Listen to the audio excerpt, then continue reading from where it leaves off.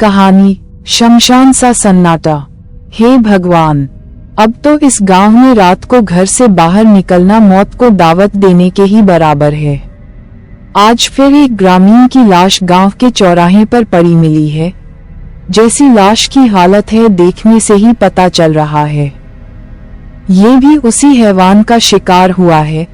लोगों की भीड़ से बाहर निकलते हुए मौत के भय से भरा विजय यही कहता हुआ तेजी से अपने घर की ओर चल दिया। गांव में इस तरह बेवक्त होने वाली यह कोई पहली मौत नहीं थी और न ही गांव वाले इसे अंजाम देने वाले से अनजान थे। बस बेबस थे, बिल्कुल बेबस। बड़ा होने के कारण, राजनीतिक महत्व से किसी समय ये जिले का सबसे चर्चित गांव हुआ करता था। सत्ता सदियों से बाहुबलियों की दासी बनी हुई थी। धीरे धीरे वक्त बदला। महल जो चहल पहल से भरा हुआ करता था, ग्रामीणों के शोषण का केंद्र हुआ करता था, अब वह वीरान हो चुका था। वक्त तो बदला, महल भी वीरान हो गया, मगर ग्रामीणों के दिन सुधरने की बजाय और भी बदतर हो गए थे। इस वीरान महल में अब एक क्रूर एवं भयावह प्रेत आत्मा का निवास हो गया था। ये प्रेत आत्मा मरने से पहले गांव का सबसे बड़ा अमीर व्यक्ति, लेकिन अत्याचारी इंसान था, जिसका नाम था ठाकुर प्रताप सिंह। जब वह जिंदा था तो अपनी अमीरी और ताकत के दम पर वह गांव वालों पर जुल्म करता था। गांव के लोगों को डराना धमकाना, महिलाओं पर बुरी नजर रखना उसकी दिनचर्या थी। गांव वालों द्वारा मजबूरी में लिए उधार के बदले धोखे से लगाए अत्यधिक ब्याज की वसूली में उनसे अपनी गुलामी करवाना उसकी आदत थी। किसानों की गिरवी रखी जमीन हड़प जाना वह अपना हक समझता था। चुनावों में उसका प्रतिद्वंद्वी बन जाना उससे दुश्मनी मोल लेना था। गांव के सभी लोग उससे डरते थे, इसलिए उसके सामने कभी भी उसका विरोध नहीं करते थे। विरोध करते भी कैसे, ठाकुर के सेवक लोगों को धमकाने, डराने और मार मिटाने की ही तो तनख्वाह लेते थे। गांव वाले दिल में उसके प्रति बहुत घृणा रखते थे। ठाकुर न सिर्फ गांव वालों के प्रति अत्याचारी था, बल्कि उसके परिवार के लोग भी उसकी तानाशाही से बहुत परेशान थे। इसी कारण जब ठाकुर को एक गंभीर बीमारी हुई तो अत्यधिक कष्ट में रहने के बावजूद भी परिवार वालों ने उसकी कोई देख रेख न की और वह अपने अंतिम दिनों में नरकतुल्य जीवन व्यतीत करके तड़प तड़प के मर गया। ठाकुर की मृत्यु पर जहां गांव में खुशी की लहर दौड़ गई थी, वहीं परिवार के लोगों ने भी राहत की सांस ली थी। परंतु ठाकुर की मौत के पश्चात महल का माहौल अधिक दिन शांत नहीं रहा। उसकी मौत के कुछ ही दिन बाद महल में अनहोनियां होने लगी। ठाकुर की मौत के बाद भी उसकी आत्मा को शांति नहीं मिली और वह भूत बनकर महल में भटकने लगा। उसकी आत्मा परिवार और गांव वालों से बदले की आग में जल रही थी।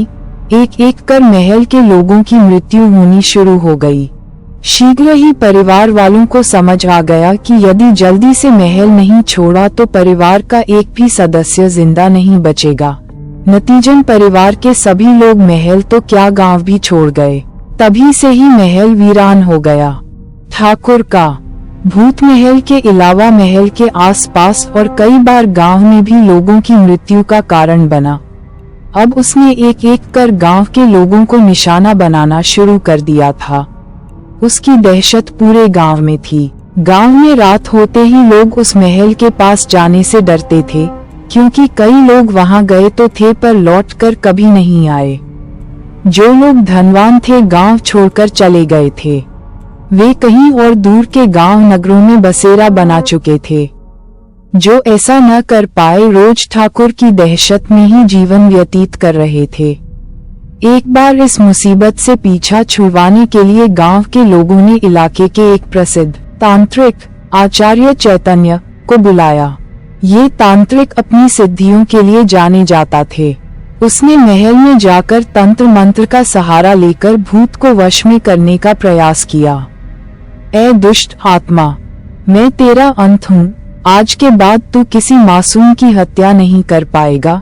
या तो तू खुद ये गांव छोड़कर चला जा, नहीं तो मैं तुम्हें कैद कर गंगा की पवित्र धारा में बहाकर तेरा अंत कर दूंगा। हा हा हा हा। तांत्रिक, ये तेरा आश्रम नहीं, मेरा महल है। यहाँ मेरा राज चलता है। तेरी शक्तियाँ यहाँ बेअसर हैं। तू यहाँ आ तो गया मगर वापस कभी नहीं जाएगा। ठाकुर की आत्मा इतनी शक्तिशाली थी कि उसने अपनी प्रचंड ताकत से तांत्रिक की सारी सामग्री तिनका तिनका कर तांत्रिक को असहाय कर दिया। अपनी पूजा और तंत्र मंत्र सामग्री के बिना तांत्रिक एक साधारण इंसान था। उसका विश्वास ईश्वर में कम और अपनी तांत्रिक विद्या में अधिक था। परंतु अब तांत्रिक विद्या का प्रयोग करने के लिए उसके पास कोई पवित्र सामग्री नहीं थी। बिना सामग्री के आचार्य ठाकुर के सामने अधिक देर न टिक पाया। ठाकुर की काली शक्तियों ने उसे तड़पा तड़पा कर मार डाला और उसकी लाश को महल के बाहर दरवाजे पर उल्टा लटका दिया। तांत्रिक के मारे जाने के बाद गांव वालों में ठाकुर के भूत की दहशत और भी बढ़ गई। भूत का आतंक गांव पर इस कदर छा गया कि लोग दिन में भी महल के पास जाने से कतराने लगे। गांव में कई और लोग भी अचानक लापता होने लगे, जिनके बारे में बाद में पता चला कि उन्हें भी भूत ने मार डाला था। अब इस गांव में उस भूत से लड़ने के लिए न कोई साधु, न बाबा, न कोई तांत्रिक, कोई भी आने के लिए तैयार नहीं था। जो गांव छोड़ रहे थे वे सुरक्षित थे, जो गांव में रह रहे थे वे हमेशा मौत के साए में ही थे। अब किसी के पास ठाकुर के भूत से छुटकारा पाने का कोई उपाय नहीं था। धीरे धीरे गांव खाली होने लगा था। दिनों दिन गांव में शमशान सा सन्नाटा बढ़ता ही जा रहा था। पहले तो गांव वालों की ये बातें सुनकर पुलिस को यह महज अफवाहें लगीं। गांव को लगने वाले थाने के इंस्पेक्टर अजय सहारण ने इन घटनाओं को गंभीरता से नहीं लिया और सब गांव वालों का अंधविश्वास समझा। लेकिन जब एक दिन गांव में अचानक दुर्घटनाओं से होने वाली मौतों की जांच के सिलसिले में इंस्पेक्टर अजय अपने कुछ पुलिसकर्मियों के साथ उस महल में पहुंचा तो सच्चाई जानकर उसके पैरों तले से जमीन खिसक गई। जैसे ही वे महल के अंदर गए उन्हें वहां की हवा में अजीब सा डर महसूस होने लगा और तभी उनके सामने ठाकुर प्रताप सिंह का विकराल रूप प्रकट हुआ। उसकी लाल लाल आंखें और डरावना चेहरा देखकर पुलिसकर्मी कांप उठे। अचानक भूत ने उन सब पर हमला कर दिया। इंस्पेक्टर अजय और उसके साथी किसी तरह अपनी जान बचाकर वहां से भाग निकले। इस घटना के बाद पुलिस ने गांव वालों की मदद करने में असमर्थता जता दी, क्योंकि भूत की शक्ति के सामने वे भी असहाय थे। इसी गांव में विजय नाम के एक व्यक्ति का परिवार रहता था, जिसमें उसकी पत्नी शारदा, एक जवान बेटी आराधना और एक छोटा बेटा सूरज उसके साथ रहते थे। आराधना बहुत सुंदर और मासूम थी और वह अपने पिता की जान थी। एक दिन ठाकुर का बुरा साया आराधना पर पड़ा। आराधना अचानक परिवार जनों से असाधारण व्यवहार करने लगी। वह कई बार महल के आसपास घूमती मिली। भूत ने आराधना को अपने वश में कर लिया था। विजय को इस बात का आभास था कि आराधना के साथ कुछ न कुछ तो जरूर गलत हुआ है। ठाकुर आराधना को हमेशा के लिए अपने साथ उस वीरान महल में रखना चाहता था। एक रात आराधना अचानक घर से गायब हो गई। विजय को शक हुआ कि वह महल में ही गई होगी। उसने गांव वालों से सुना कि भूत ने आराधना को महल में कैद कर लिया है। विजय ये सुनकर अंदर से टूट गया, लेकिन उसने हार नहीं मानी। वह जानता था कि अपनी बेटी को बचाने के लिए उसे महल में जाकर भूत का सामना करना होगा। परमात्मा की शक्ति में विश्वास रखते हुए वह महल की ओर चल पड़ा। महल में पहुंचते ही उसे भूत का डरावना रूप दिखाई दिया। ठाकुर की आत्मा ने विजय का मजाक उड़ाते हुए कहा, तुम अपनी बेटी को मुझसे नहीं बचा सकते। कोई भी इंसानी शक्ति मुझे नहीं हरा सकती। लेकिन विजय का हौसला और परमात्मा के प्रति उसका विश्वास अडिग था। उसने अपनी आंखें बंद करके भगवान से प्रार्थना की, हे परमात्मा, मेरी बेटी को बचाने की शक्ति देना। उसकी प्रार्थना में एक अदम्य साहस था और उसी क्षण एक दिव्य शक्ति उसके भीतर जाग उठी। उसने ठाकुर की आत्मा को ललकारा और कहा, तुम्हारी ताकत चाहे जितनी भी हो, एक पिता का अपनी बेटी के लिए प्यार और परमात्मा की शक्ति के सामने तुम कुछ नहीं हो।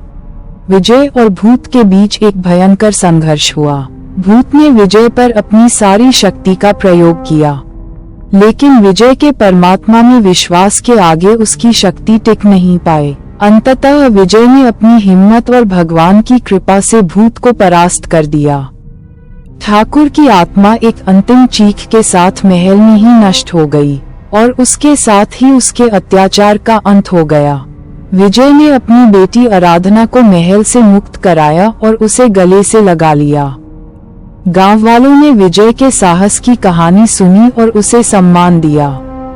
अब गांव में ठाकुर के भूत का आतंक समाप्त हो चुका था और लोग परमात्मा की शक्ति पर अटूट विश्वास करने लगे। गांव में एक बार फिर शांति लौट आई।